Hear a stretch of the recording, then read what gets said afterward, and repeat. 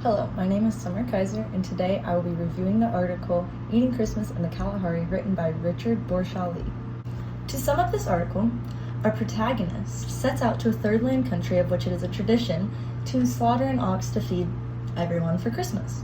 So, our protagonist sets out to find the strongest, biggest, meatiest looking ox because he knows he's going to feed 200 to 300 people with this. Over days and nights, once he figures out and finds and buys this ox, all the men in the country start to look at him, and they're laughing at him and telling him that he picked out a small ox. Now, this got into the protagonist's head, so then when he went to slaughter and divide up the meat from the ox, he proved that yes, it is fatty and it has a lot of meat on it. However, the men in the country continued to antagonize him and tell him this has no meat, there is no fat, this cannot feed everyone in our village. Once this gets to a certain point, the protagonist then asks, why do you keep telling me that this is a small ox and I'm not going to feed everyone with this, when obviously I can't? The men tell him, this is our way of keeping each other humble. We tell each other that no matter how large our kill is from our hunt, that it is small. We don't want each other to get big in their head and I am the best hunter.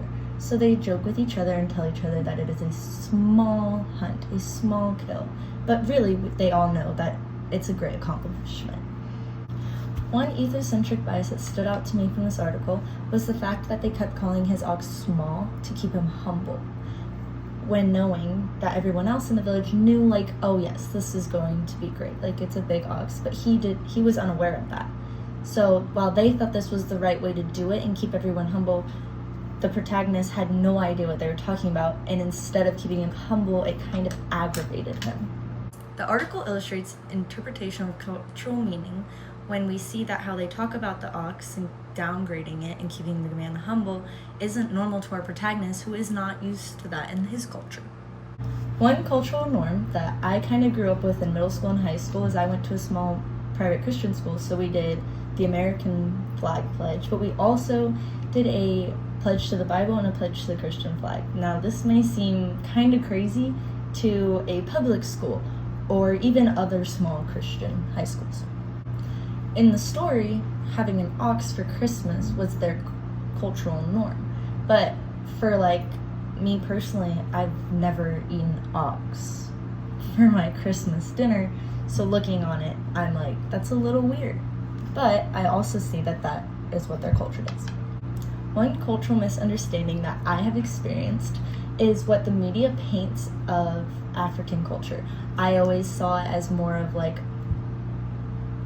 people live more in poverty when you live in Africa, until I met my old roommate from last year who's from Africa, and she was no, you're completely wrong. We see this in the story with our protagonist coming into this country, not expecting having to find a big giant ox to kill for food, and yet this is now what he has to do. In conclusion, one thing that I learned after reading this article is that language has a huge role in how we live. Not necessarily different languages, as in French to American, but how are different meanings behind different words and different sayings. In the story, when they were saying his ox was small and sad, it really meant, oh, you have a really good big ox that can feed hundreds.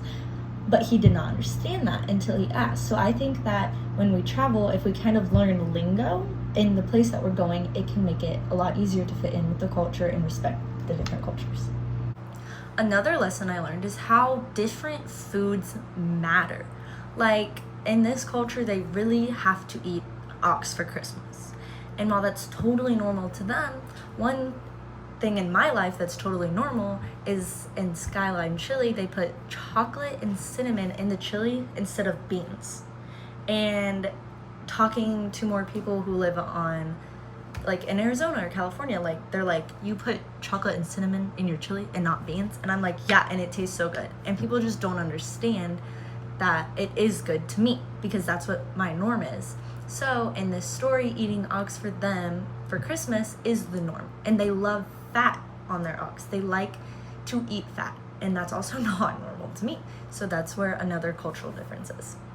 And that is my review from Eating Christmas in the Kalahari. Bye!